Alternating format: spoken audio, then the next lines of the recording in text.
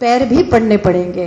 और मेरी गुनाहगार आंखों ने बड़े बड़े डटे रहने वाले कप्तानों को लोगों के पैर पकड़ते हुए देखा है। पैर पकड़े भी जा सकते हैं, कुछ माफी तलाफी कुछ रिलीज होगी।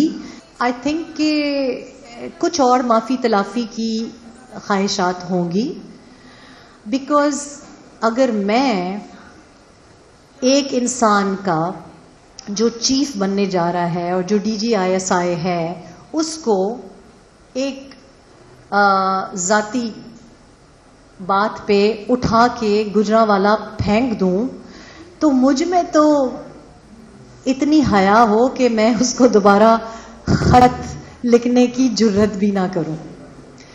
लेकिन 3 खत अब पता नहीं किस तरह से लिखे हैं, नाक से लिखे हैं या स्याही से लिखे हैं, लेकिन बहरहाल चीफ साहब ने कह दिया है कि मैं नहीं देखूंगा।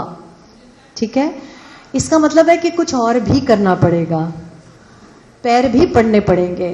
और मेरी गुनाहगार आंखों ने बड़े बड़े डटे रहने वाले कप्तानों को लोगों के पैर पकड़ते हुए देखा है। सो मतलब के लिए पैर पकड़े भी जा सकते हैं, और जब पैर पकड़े जाएंगे तो कुछ माफी तलाफी कुछ रिलीज होगी। मैं समझती भी हूं और मेरी इन्फो भी है कि कोई दोस्त ममालिक तो उनको रखने के लिए राजी नहीं है, इसलिए डिप्लोमेसी बड़ी अच्छी चीज है। दूसरी बात यह कि जो मगरबी ममालिक उनको लेने के लिए बेचैन हैं, वहां मेरा ख्याल है हमारी मुक्तदरा उनको जाने देने का रिस्क नहीं लेगी। तो किस तरह से छोड़ा जाएगा?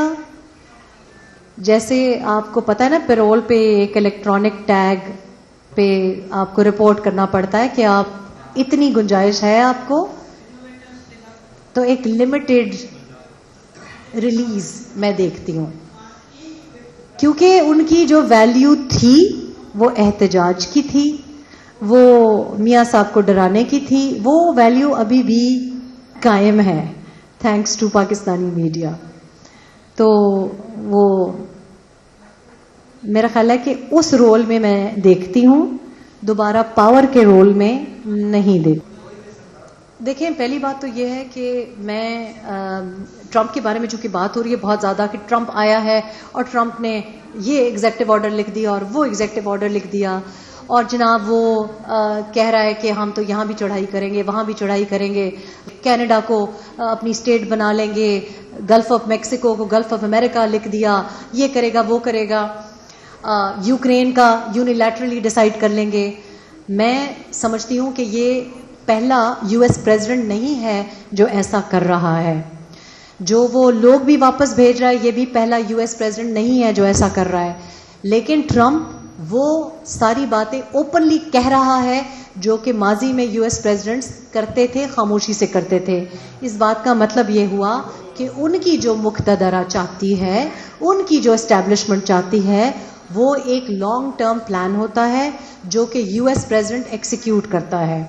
अब आप जिस तरफ इशारा कर रहे हैं कि हमारी एस्टैब्लिशमेंट से बना के रखनी चाहिए है, तो सबसे बड़ा सवाल यहाँ पे ये है कि जिस वक्त हमारे लाडला जो कोई भी होता है, जिस वक्त उसको मंजूर होता है तो वो डैडी बाप उसी एस्टैब्लिशमेंट को बनाता है और फिर हमें कहता है कि ये बाप की जगह है।